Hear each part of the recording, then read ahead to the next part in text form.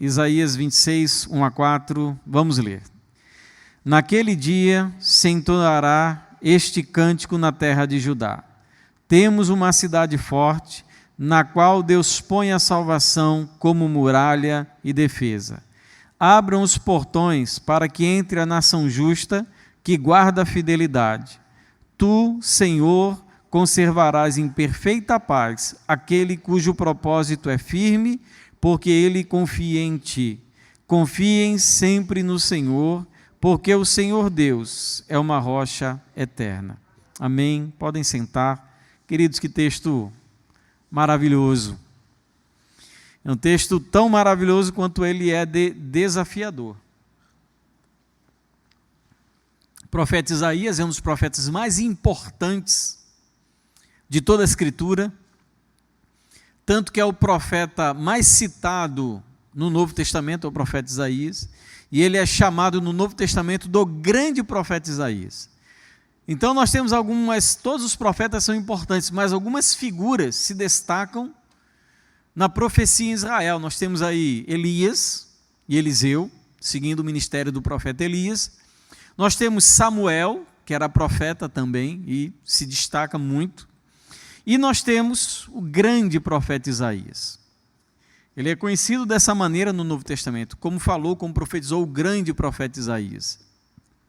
Então o profeta Isaías, ele profetizou para uma época em que o povo estava afastado de Deus e o povo passava por uma situação muito complexa em se tratando de política exterior. Então o povo ele estava sendo acossado pelos exércitos para que então se levasse a cabo toda aquela nação, para que eles perdessem sua terra, perdessem a sua propriedade, que eles fossem levados cativos para outras nações. Então o povo ele estava vivendo literalmente um estado de profunda guerra, tanto uma guerra externa, no sentido de que a sociedade, ou a época em que eles viviam, estavam de fato num tempo de extrema,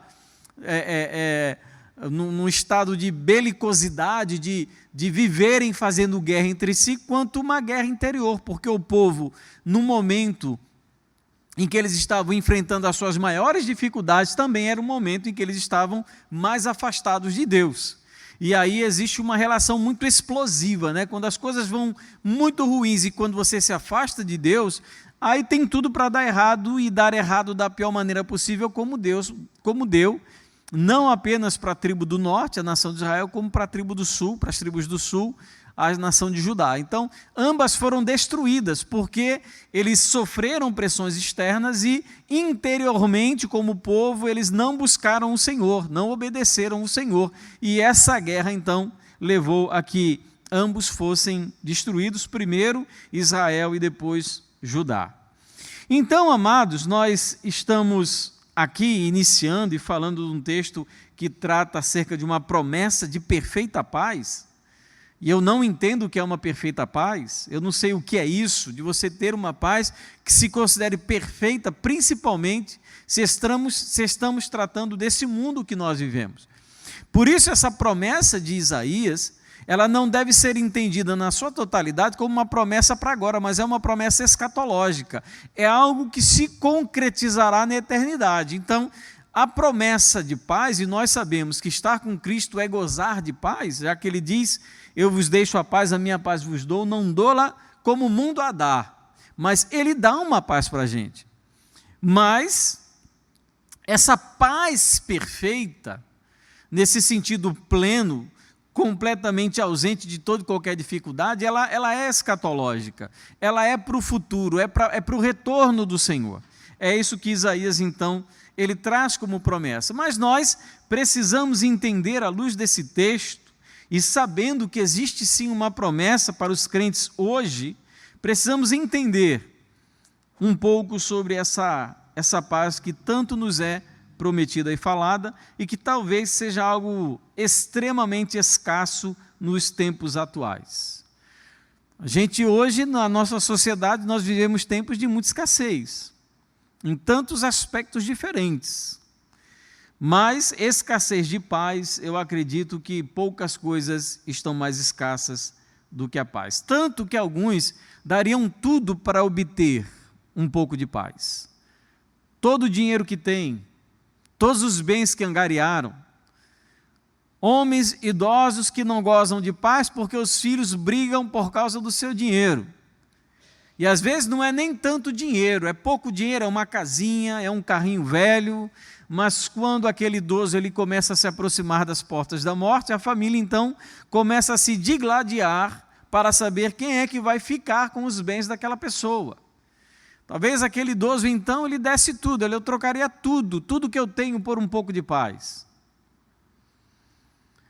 Então existem muitas razões na nossa sociedade pelas quais nos falta paz.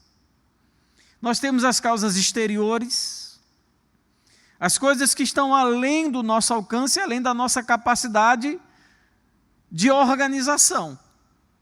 São condições políticas, condições econômicas, sociais. A gente não tem controle sobre os projetos do governo, sobre economia, sobre preço de petróleo, a gente não tem controle sobre isso, e essas coisas influenciam as nossas decisões e influenciam as nossas vidas.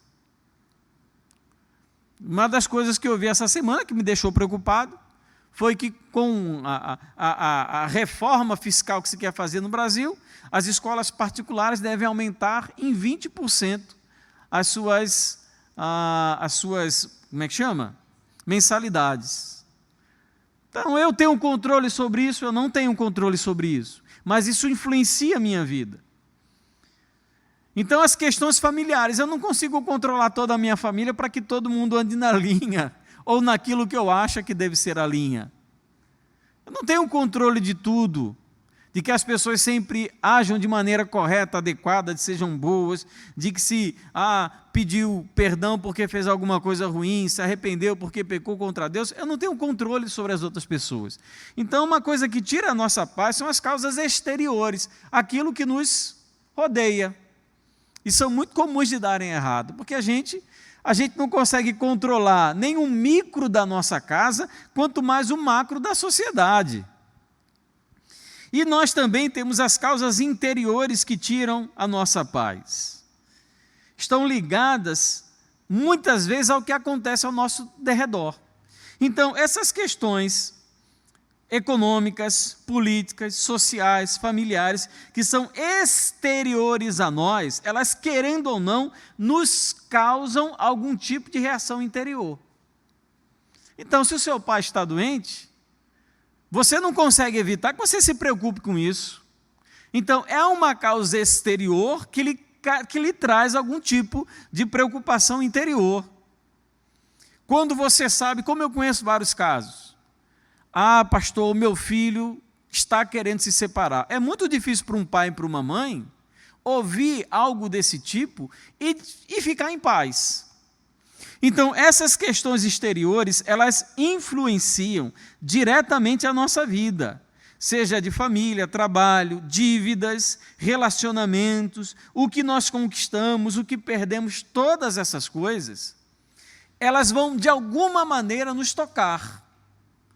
Vão trabalhar, vão fazer alguma coisa dentro de nós, ou de uma maneira positiva ou de uma maneira negativa. Claro, as coisas que acontecem nem necessariamente não trazem coisas ruins. A gente pode vivenciar uma situação muito ruim e isso não causar coisa ruim dentro da gente. Pode causar uma coisa boa, um aprendizado, uma lição, um crescimento pessoal. Você soube de algum colega seu que teve um desentendimento com a esposa e acabaram se divorciando, e você pensa assim, meu Deus, eu estou no mesmo caminho. E você decide então entrar num processo de mudança. Quer dizer, necessariamente as coisas ruins que acontecem no nosso exterior, sobre as quais nós não temos controle, necessariamente não vão produzir alguma coisa negativa. Podem produzir alguma coisa positiva e construtiva dentro da nossa vida. Mas essas coisas acontecem. E além de tudo, queridos, algumas coisas que passam dentro da gente não têm nenhuma ligação com coisas exteriores. São coisas simplesmente da nossa alma. As coisas podem estar perfeitas, podem estar tranquilas, podemos estar vivendo um tempo bem interessante, um tempo bem produtivo, em se tratando de emprego, de família, em se tratando de filhos, de pais, de relacionamentos, e ainda assim você interiormente não sentir paz. você não estar bem. Pode acontecer. De você, parece até estranho, né? E eu conheço casos assim, a pessoa tinha uma vida perfeita, mas ela era plenamente insatisfeita. Achava que merecia mais, achava que tinha direito de ter mais, achava que precisava de mais, que os outros não eram para ter tanto, ela que era para ter, enfim. Quer dizer, ela tinha uma vida, aos olhos humanos, perfeita, mas interiormente ela não era satisfeita. Querido, se dinheiro fosse tudo nessa vida, se uma vida bem-sucedida se resumisse à quantidade de seus bens materiais, os índices altos de suicídio não estavam no Japão, nos países ricos da Europa.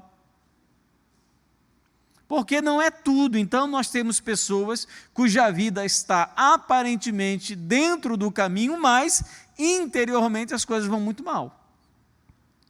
A gente nunca sabe como é o coração de outra pessoa. A gente nunca sabe o que passa. Por isso que a Bíblia diz que só duas pessoas conhecem o coração do homem. O próprio homem, que é dono do coração, e Deus. A gente nunca sabe o que está passando lá por dentro. A gente nunca sabe. Existem algumas maneiras de nós obtermos indícios da situação do interior da pessoa, pelo que ela fala, pelos frutos que ela produz, mas fora isso, amados, eu não tenho como prescrutar, como analisar e avaliar o interior, o íntimo da pessoa. Só Deus consegue fazer isso. E o certo é que muitas vezes nós conhecemos e convivemos com pessoas que aparentemente estão bem, sorrindo, sorridentes, felizes, bem com a vida, mas interiormente essas pessoas estão quebradas, estão destruídas, estão desanimadas, estão tentando encontrar algum bote salva-vida na qual o seu coração se apegue e consigam sair daquela vida sem sentido. Eu tenho dinheiro, eu sou uma pessoa bem-sucedida, eu tenho um bom emprego, mas eu não consigo ser feliz. Não consigo ter paz, as coisas ficam me perturbando na cabeça, até porque nós sabemos que existem questões mentais que não são tratadas pelo pastor, são tratadas pelo psiquiatra. Desajustes emocionais. Além disso, querido, de termos que lidar com essas situações, nós temos preocupações em relação ao nosso futuro. Nós temos e vivemos muitas vezes no estado de ansiedade. Não sabemos como será amanhã, não sabemos como será o futuro. Como diz aquela música, né? Como será o amanhã? Responda quem souber. E ninguém sabe. A verdade é essa. A única coisa que eu sei sobre o amanhã é que o amanhã tem o seu mal e a cada dia basta o seu mal. Então nós temos preocupação em relação ao futuro, nós trazemos frustrações e arrependimentos em relação ao passado. Isso pode estar tirando a nossa paz. Quer dizer, não apenas as preocupações em relação ao futuro, mas as frustrações e arrependimentos em relação ao passado. E eu dificilmente encontro alguém que esteja plenamente satisfeito e de bem com o seu passado. Isso é mentira, esse negócio, o bom é viver a vida sem ter arrependimento. A gente sempre vai ter do que se arrepender. A gente sempre poderá ter feito uma coisa diferente, a gente sempre poderá ter agido de uma maneira diferente, podia ter tomado outro caminho. E a gente olha então hoje para o passado e fica perturbado porque, poxa, por que eu fiz isso? Por que eu tomei essa decisão? Por que eu não andei por esse caminho? E também, queridos, no final de tudo, a gente acaba tendo um desânimo em relação ao presente. A gente olha para o futuro incerto, passado cheio de arrependimento. E como é que está o presente? Eu não sei, eu me sinto completamente perdido, eu não sei o que fazer. Não sei para onde ir. Não sei como resolver as coisas. Tem uma musiquinha que não é evangélica não, mas essa música tem eu gosto demais dessa música. Que é uma música muito gostosa, a verdade é essa. E ela diz assim: se a veste não, amanhã pode acontecer tudo, inclusive nada. E sempre que eu estou passando por alguma situação em que existe em meu coração ansiedade em relação ao amanhã, eu fico pensando, amanhã pode acontecer tudo, inclusive nada. E a gente está contando, e normalmente a gente conta com coisas tão ruins no futuro, e às vezes nada disso acontece. É só ansiedade. E como a gente fica, então, no presente, olhando para trás e olhando para frente? Perdido. Desanimado, cansado, a gente não encontra a solução, não encontra a saída, não sabe o que fazer, não sabe para onde ir. A verdade é essa. Isso é muito comum, amados, de nós termos, inclusive hoje, jovens, adolescentes e até crianças com depressão. Começaram a vida experimentando profundos dramas com a depressão. Não construíram praticamente nada na vida, a não ser relacionamentos familiares com colegas, mas já vivem em depressão.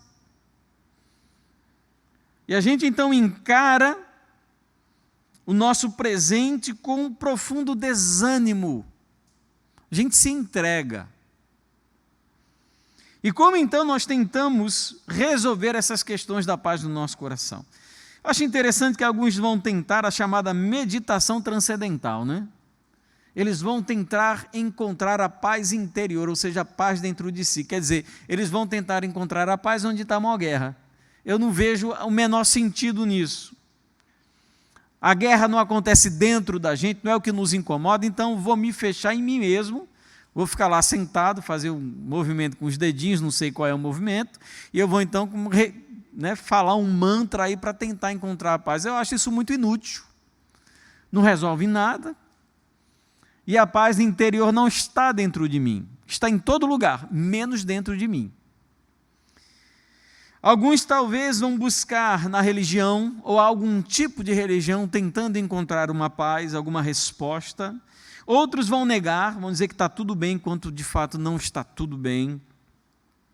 Outros vão se entupir de remédio. Eu não estou aqui me referindo a psiquiatras que passam remédio.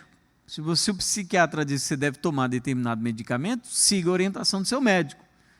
Mas existem pessoas que tomam mesmo sem a recomendação de um médico, se entopem de remédio, de ansiolítico, de remédio para dormir, e acabam se tornando escravos, acreditando que é isso que vai resolver o problema, e não vai.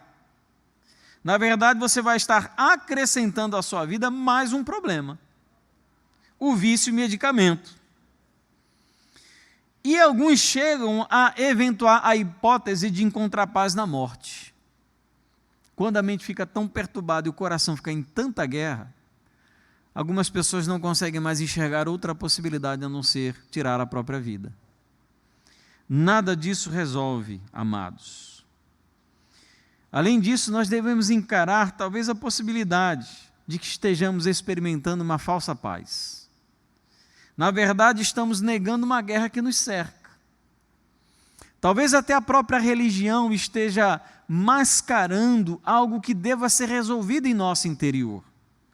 Algo que não foi dito, algo que não foi tratado, algo que não foi falado, as coisas ocultas, as coisas guardadas, que a gente jura que Jesus resolveu, mas ainda machuca, mas ainda perturba, coisas das quais a gente não se sente à vontade para falar nem com ninguém, mas a gente oculta como se não machucasse, mas machuca. E a gente então vive apregoando uma paz que nós não sentimos. Pode ser só negação da realidade. Ou então, como se você estivesse num barco, o barco está afundando, está naufragando, e você, pleno, satisfeito, sem fazer absolutamente nada. Está tudo tranquilo aqui. Eu estou confiando em Deus, mas está tudo desabando ao seu redor. Você não faz nada em relação a isso. O certo, queridos, é que essa luta interior, ela revela muito sobre nós mesmos. Quando olhamos para as razões e motivos que o nosso coração ele se debate tanto, ele entra no estado de guerra constante, nós temos a oportunidade de olhar a nossa vida no microscópio e saber realmente quais são as razões das nossas dores e quais são os nossos reais problemas. Talvez o nosso problema não seja financeiro, talvez seja a falta de confiança. Talvez o nosso problema não seja a falta de perspectiva, talvez seja a falta de dedicação em determinado aspecto, ou do estudo ou do trabalho. Então, quando a gente começa a guerrear interiormente, a gente precisa parar um pouco para refletir: espera aí, Por que isso acontece comigo? Porque essa área para mim é uma área de tanta fraqueza, onde eu sou constantemente derrotado. Então, quando eu vivencio alguma guerra, e eu vivencio várias, a gente tem que parar e pensar, por que eu, de maneira tão constante, eu sou derrotado nisso aqui? Será que não é algo que está além do óbvio? Além do que aos meus olhos é tão claro? O que Deus, de que maneira, e talvez essa seja uma oração importante, como diz lá em Tiago, aquele que tem falta de sabedoria, peça a Deus, talvez a sabedoria não inicie em saber como resolver o problema, mas saber qual é o problema. Aonde está o problema? Porque a gente, às vezes, está labutando em resolver o problema errado. Talvez o problema não seja aquele que está na superfície, mas seja algo que está lá embaixo, e Deus, então, Ele precisa nos guiar para saber que, na verdade, o que tem no meu coração é raiva, é ódio, é amargura, é insatisfação, é muita vaidade, é muito desejo pecaminoso, e Deus, eu preciso tratar isso para que aquilo que está construído sobre esse alicerce possa ser destruído. E eu então possa construir alguma coisa nova que vá me trazer paz. Então, amados, as nossas lutas interiores revelam quem nós somos, mostram os nossos valores, quais são as nossas prioridades, as coisas que nos incomodam, aonde nós erramos, aonde nós acertamos, o que estamos fazendo de certo, o que estamos fazendo de errado. Então, essas coisas, quando começam a acontecer, ao invés de nós pedirmos que Deus nos livre imediatamente, precisamos clamar a Deus sabedoria para entender o que precisa ser tratado em nós. Lembra de Paulo na sua guerra interior, quando ele diz, orando durante 3 dias, tira de mim esse espinho na carne, o que Deus fala? Minha graça te basta. Porque se aquele espinho fosse tirado de Paulo, para ele representaria um nível insuportável de orgulho e prepotência. Não, esse espinho vai ficar aí, porque é ele que te conduz à humildade. Então, amados, nós vivemos tempos difíceis de guerra, vivemos com certeza. E nós precisamos então tentar de alguma maneira lidar com a grande causa da falta de paz no nosso coração, que é o pecado. É aquele tema ao qual nós sempre temos que recorrer quando o assunto é uma guerra, uma luta interior. Por que nos debatemos com tantos problemas assim por causa do pecado? Seja o nosso pecado ou o pecado dos outros. Seja o pecado que nós cometemos, ou o pecado que nós, ou a ação que nós deixamos de cometer, ou seja, pecamos por omissão. De qualquer maneira, queridos, no âmago de toda a nossa guerra, de toda a nossa luta, nós encontramos o pecado. Não apenas o pecado como uma ação, mas o pecado como um estado. Nós somos pecadores. Nós não somos santos que cometem pecados, nós somos pecadores que cometem pecados. E a nossa natureza pecaminosa não apenas nos leva a pecar, mas mantém o nosso coração no estado de permanência pecaminosa. Então nós não apenas pecamos, como acabamos através da nossa falta de perdão, falta de arrependimento, falta de confissão, falta de temor a Deus, nós acabamos prorrogando, protelando ainda mais o nosso estado de pecaminosidade diante de Deus. E olha, se tem alguém com quem eu não quero guerra e batalha, é com Deus. Porque eu sempre perco. Prefiro lutar contra o diabo, prefiro lutar contra o meu pecado, prefiro lutar contra a injustiça, prefiro lutar contra a minha ansiedade, prefiro lutar contra muitas coisas. Eu só não quero lutar contra Deus, porque sempre que eu luto com Ele, eu perco. Então o pecado é um fator crucial e todos nós estamos sujeitos, de alguma maneira, a sermos derrotados pela nossa natureza pecaminosa, sermos conduzidos a um estado de permanecer no pecado, de não nos arrependermos, e isso sim acaba trazendo guerra. Se nós olharmos para o nosso passado, para as nossas decisões, para aquilo que nós fizemos, para o que nós deixamos de fazer, podemos chegar à conclusão de que grande parte disso se resume a uma palavra: pecado. Por que eu não estudei mais? Pecado. Por que eu não me dediquei mais? Pecado. Por que eu não orei mais? Pecado. Por que eu não fiz isso mais? Pecado. Por que eu não li a Bíblia mais? Pecado. Por que eu acabei caindo em adultério? Pecado. Quer dizer, o que resume as nossas grandes falhas, fraquezas, é o pecado. E nós devemos estar conscientes disso. Mas o que Isaías nos propõe aqui, como eu falei, de maneira plena na eternidade, porque o que está sendo proposto em Isaías 26 é uma promessa para o fim, quando nós estivermos ao lado do Senhor. Mas algo que nós já podemos experimentar agora, até porque a promessa do próprio Senhor Jesus, que Ele nos deixaria a sua paz, de que no mundo nós teremos aflições, mas apesar dessas aflições, nós deveremos ter bom ânimo, porque Ele venceu o mundo e que nele nós encontraríamos a paz. O que Isaías então nos propõe aqui é um lugar seguro para buscarmos a paz que a nossa alma tanto anseia e deseja.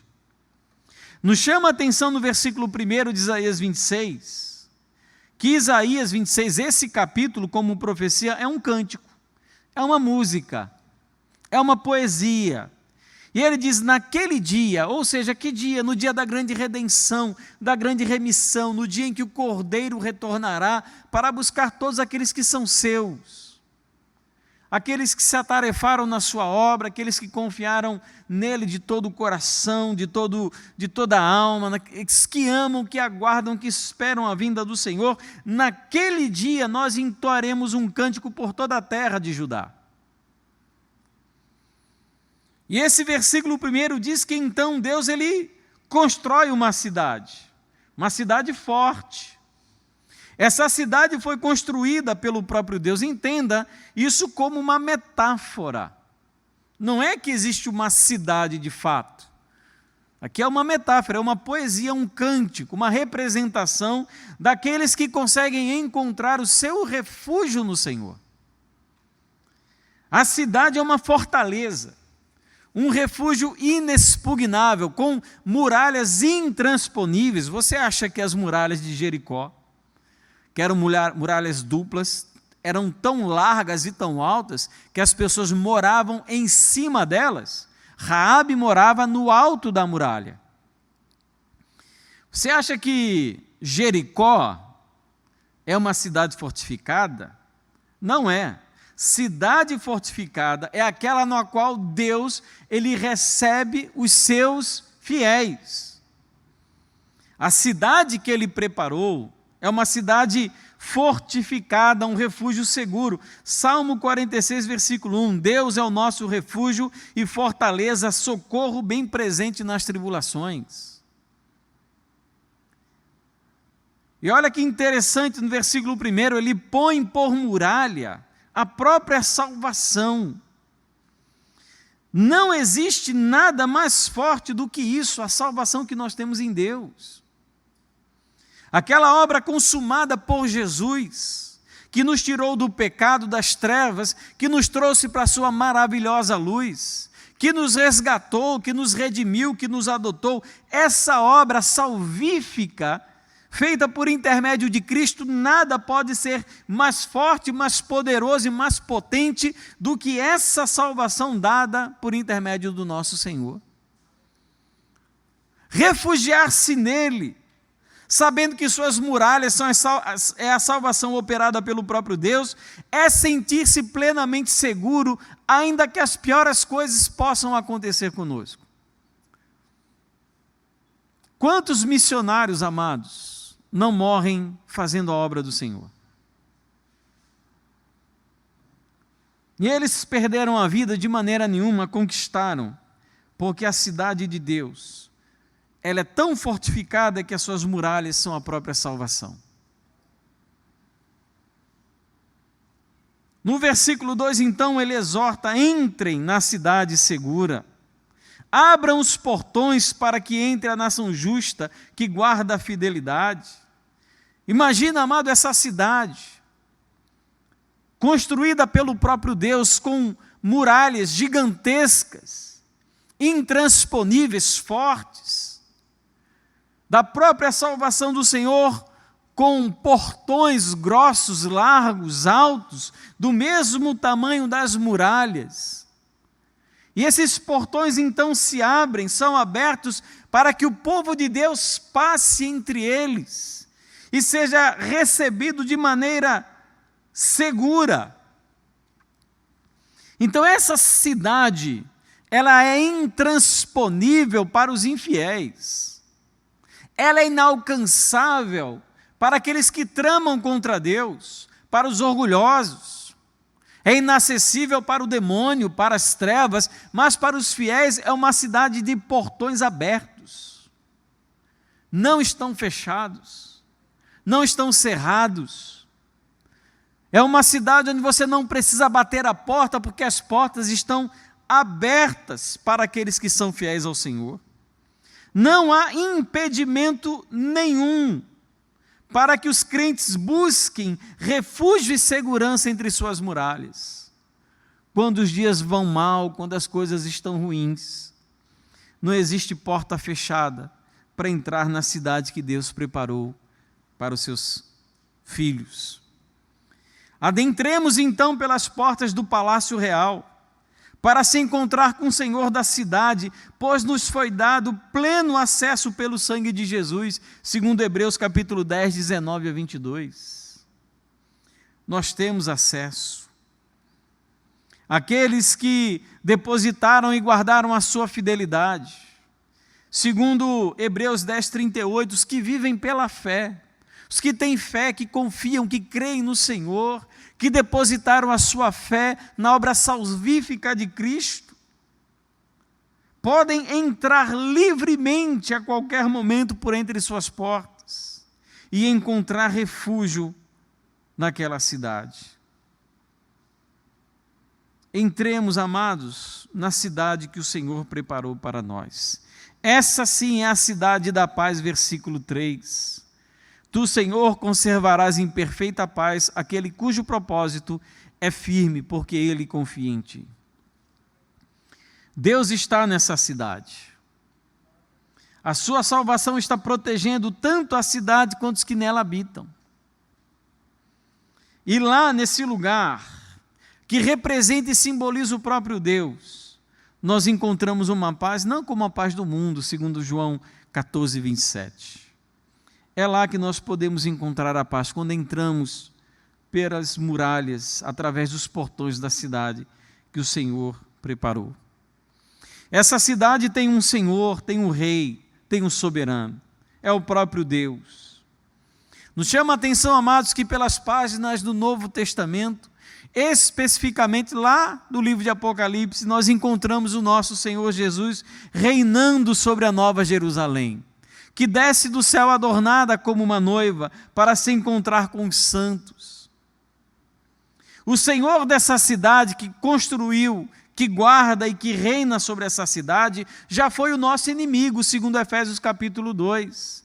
Nós éramos por natureza filhos da sua ira, mas por causa daquilo que Cristo fez, nos justificando por meio da fé e nos dando paz com Deus por meio da sua própria vida, nós então não o temos mais como inimigo, mas agora aquele que outrora era inimigo dos pecadores se tornou seu protetor. Deus, ele protege aqueles que encontram refúgio nessa cidade. Essa cidade, ela tem paz por causa daquele que o guarda, e salvação por causa daquele que por nós deu a vida. Entremos na cidade da paz. Versículo 4, então, o profeta Isaías, ele conclui esse trecho de sua profecia, fazendo uma grande exortação: confiem sempre no Senhor. É uma exortação, mas para nós é um grande desafio. Porque o nosso pecado nos ensina a confiar em nossa própria capacidade. Nos sentimos perturbados quando as coisas saem do nosso controle. Mas nós precisamos seguir confiando no Senhor. Porque nós podemos estar dentro da cidade e desconfiar de todas aquelas muralhas e não confiar naquele que guarda a cidade. confiem, sigam confiando. Continuem sempre confiando no Senhor, porque o Senhor Deus é uma rocha eterna. Isto é, amados, Deus não é só o construtor, não é apenas o soberano, mas também é a rocha sobre a qual a cidade da paz está estabelecida. Essa cidade ela jamais será abalada, os seus fundamentos não serão quebrados, suas muralhas não serão rachadas, porque ela está descansando sobre o Senhor, que é a rocha eterna. Salmo 62, versículos 5 a 8 diz: somente em Deus, ó minha alma, espera silenciosa, porque dele vem a minha esperança. Só ele é a minha rocha, a minha salvação e o meu alto refúgio, não serei jamais abalado. De Deus dependem a minha salvação e a minha glória, ele é a minha forte rocha e o meu refúgio. Confie nele em todo o tempo, ó povo, derrame diante dele o seu coração. Deus é o nosso refúgio. É a certeza que todo aquele que entra por essas portas tem, de que vale a pena confiar no Senhor. Vale a pena substituir a nossa autoconfiança, a nossa autossuficiência e o nosso sentimento de potência em favor daquele que de fato pode todas as coisas. Salmo 125, versículos 1 e 2. Os que confiam no Senhor são como os montes de Sião, que não se abala, mas continua firme para sempre. Como em volta de Jerusalém estão os montes, assim o Senhor está ao redor do seu povo, desde agora e para sempre. Olha que lindo, amados.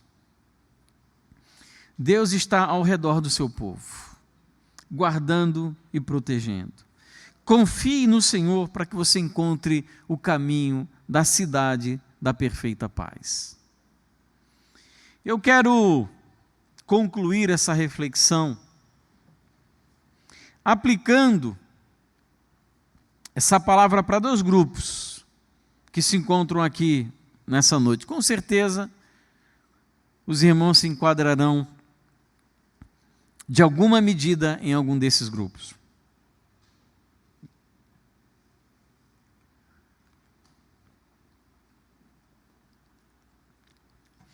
Primeiro grupo classificam a sua vida como perfeitamente pacífica, de uma paz irretocável. São pessoas que não sofrem perturbações capazes de roubar a sua alegria. Essas pessoas conseguem confiar plenamente em Deus, mesmo nas maiores tribulações. Seguem confiando. O que eu tenho, amado, para lhe dizer é: continue nesse caminho, porque você alcançou algo incomparável em termos de qualquer valor desse mundo. Não há nada mais precioso do que aprender a confiar em Deus de maneira plena, a ponto de nada lhe abalar. Se você se encaixa, se enquadra dentro disso, se você alcançou esse nível de maturidade, compreensão, de espiritualidade, de que haja o que houver, a que preço for, eu e minha casa serviremos ao Senhor, de que nada vai abalar você, de que nada vai lhe fazer perder o sono, de que nada irá lhe destituir da sua paz, eu digo, continue assim. O que você tem no seu coração é algo que bem nenhum nesse mundo pode comprar. E tem um segundo grupo, que é daqueles que, mesmo conhecendo a Cristo, de alguma maneira andam ansiosos, entristecidos, abalados, vivenciam guerras interiores contra si e contra os outros. Talvez seja o grupo daqueles que a vida não é nada perfeita, ou nada daquilo que a gente gostaria que fosse.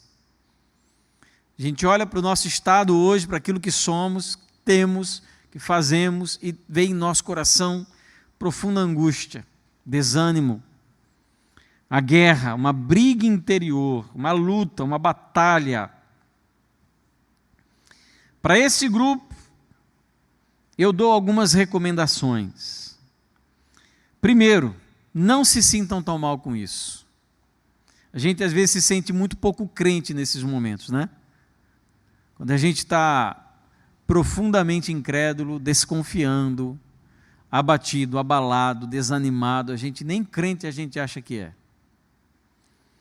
Não se sinta tão mal com isso, porque Deus não os despreza ou deixa de amar por conta dessas coisas. Se você vive esse momento de profundo descontentamento interior, com os outros, com você mesmo, de autodecepção, não se sinta tão mal, porque Deus ele não deixa de amar você, porque você é assim. Deus sabe que você está num processo e deseja se livrar desses conflitos. Ele sabe que não faz bem para você. E Ele sabe que você sabe disso. Deus, nesse sentido, Ele não é o seu opositor, Ele não está contra você, Ele não está lhe resistindo. Ela é ansiosa, eu vou pisar, eu vou esmagar, eu vou bater, até ela aprender a deixar de ser ansiosa. Deus não é aquele que está contra você, brigando contra você, Ele está brigando ao seu lado, Ele é o seu ajudador. Ele tem um profundo interesse e desejo, e Ele age para que você consiga vencer cada uma de suas dificuldades. Então não olhe para Deus como alguém que está contra você, mas alguém que está ao seu lado, lhe dando todo suporte, força e apoio, para que você consiga vencer cada uma dessas dificuldades. Segunda recomendação, não se esqueçam do Senhor. É muito fácil, queridos, nesses momentos em que nós experimentamos essas batalhas e lutas, que nós estamos vivenciando, se esquecer de Deus. Esquecer-se ao ponto de deixar de orar, esquecer-se ao ponto de deixar de ler a palavra, esquecer-se ao ponto de deixar de adorá-lo.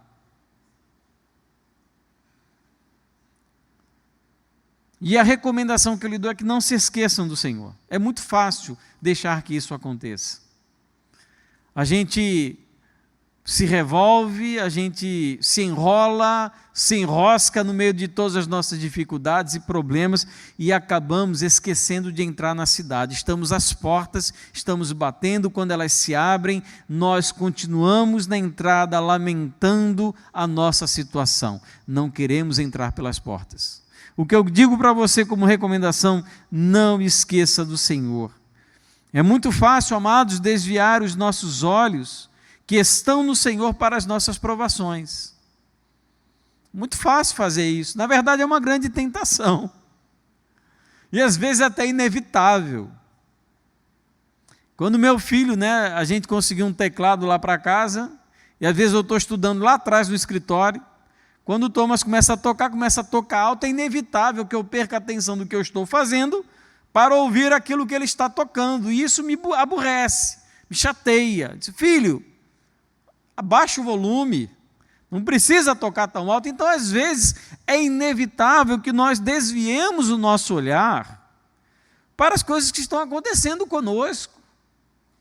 Nós somos humanos, somos falhos, fracos e limitados. Mas perceba, Deus é misericordioso e é muito mais poderoso do que todas as nossas preocupações. Então Deus, Ele sabe. Você acha que Deus, o Senhor Jesus, naquela passagem da grande tempestade em que Pedro pede para que ele saia em direção ao mestre, ele começa então a afundar, porque apercebeu-se da força da tempestade, ele começa a afundar porque perdeu a fé. E então o Senhor Jesus chega no socorro de Pedro e estende a mão, coloca ele no barco, ele diz, tua fé é muito pequena. Você acha que a partir daquele momento em que Pedro manifestou uma fé pequena, o Senhor Jesus deixou de amar Pedro? Você acha que aquelas palavras que o Senhor estendeu a mão para Pedro foi uma mão de raiva, uma mão de rancor? Jesus estendeu a mão para ele com amor, com graça, com compaixão, assim como faz conosco no meio de todas as nossas tribulações e provações. Então, não vamos esquecer que Ele nos ama, mesmo tendo nós todas essas dificuldades para continuar crendo. Terceira recomendação: busque sabedoria para dar os passos necessários que honrem a Deus. Claro, existem situações no nosso dia a dia que dependem da nossa ação. Um anjo não vai fazer aquilo que você deve fazer. Nós temos, inclusive, tem uma música, né? Que eu esqueço da menina que canta, uma menina que canta como uma senhora de 90 anos. A voz grossa. Eu não lembro a música, mas ela fala de que os anjos vão alimentar, não vão não. Não corra atrás do seu alimento diário que os anjos não vão alimentar você não. Os corvos não vão trazer comida na sua boca. Os pássaros não vão alimentar você como Elias foi alimentado dentro da caverna. Não vai aparecer um bezerro ou uma ovelha enroscada num arbusto. Então, existem coisas na nossa vida que nós precisamos resolver. E o que nós precisamos pedir é sabedoria para saber e ter coragem de resolver essas coisas. Confiar em Deus não é ficar paralisado. Não é, eu estou confiando em Deus e então eu estou sentado aqui sem fazer nada. Não é isso. Confiar em Deus é você agir confiando nele. Então, aquele pai que a família está passando necessidade, o que ele vai fazer? Ele vai ficar orando em casa? Não, ele vai botar o currículo do braço, ou então vai comprar alguma coisa para vender no sinal. Mas ele vai agir porque ele está olhando para a família dele passando necessidade. Então, se você tem uma guerra interior por conta de alguma coisa que você fez contra alguém, ficar orando em casa não resolve. O que a Bíblia diz? Vá até essa pessoa e se resolva com ela. Então, existem coisas que nós devemos fazer, e confiar em Deus é acreditar que, seguindo aquilo que Ele diz na palavra, nós vamos conseguir resolver os nossos dilemas. Meus irmãos, a gente não pode acreditar que uma falta de perdão seja um peso leve. Só quem passa por uma situação de rancor, de ter que enfrentar alguém que nos odeia, sabe o quão necessário é um perdão. Ou a gente conhece alguém, ou talvez seja o nosso próprio caso, de algo que aconteceu no passado, e a gente então carrega, arrasta uma amargura e um rancor por toda a vida, enquanto um pedido de perdão, ou a concessão de um perdão, libertaria, quebraria uma corrente, um grilhão, que dura 10, 20, 30, 40 anos. Eu já vi pessoas conversando comigo, amados, dizendo: pastor, eu tenho uma pessoa a quem eu devo pedir perdão, o problema é que essa pessoa morreu, o que eu faço? Então, meu amado, nós temos coisas a fazer, vamos fazer com sabedoria. Deus, o que eu vou fazer para melhorar isso? E naquilo que é impossível de se resolver, a gente confia em Deus. Por fim, a recomendação de Isaías: entrem na cidade, abram os portões para que entre a nação justa. E como, amados, que eu consigo entrar na cidade fortificada? Queridos, através da oração. A oração é a maneira pela qual nós podemos acessar a cidade que Deus preparou para nós. Nesse momento, futuramente, estaremos lá protegidos fisicamente, mas o coração de Deus nós acessamos pela leitura da palavra e pela oração. Filipenses 4, 6 e 7, não fiquem preocupados com coisa alguma. Eu fico pensando, o que é coisa alguma? Coisa alguma, traduzindo, é alguma coisa, qualquer coisa. Isso é coisa alguma. É o que é você não se preocupar com nada, que as coisas não tomem no seu coração uma dimensão de capturar, de escravizar a sua alma. Em tudo sejam conhecidos diante de Deus os pedidos de vocês, pela oração, pela súplica, com ações de graças, e a paz que excede todo entendimento guardará o coração e a mente de vocês em Cristo Jesus. como nós alcançamos esses portões e entramos triunfantes nessa cidade cujas muralhas é a própria salvação, através da oração. Através da oração, da busca ao Senhor. E muitas coisas, amados, podem substituir o doce momento da oração, nosso tempo de entrega, de confiança, de ouvir, de falar, de abrir o nosso coração para o Senhor. Estamos muitas vezes perdendo grandes oportunidades. E nós então olhamos a cidade, poxa, que povo bonito, que povo feliz, que povo forte. E eu aqui triste, do lado de fora, deprimido. Mal sabe ele que ele pode entrar por essas portas e encontrar refúgio seguro na presença do Senhor. E o último conselho que eu dou então, por fim, meu irmão, tenha uma vida de oração. Ore ao Senhor, busque a Ele. Busque ao Senhor. Lança diante dEle toda a tua ansiedade, toda a tua preocupação, para que você encontre paz e graça na presença do Senhor.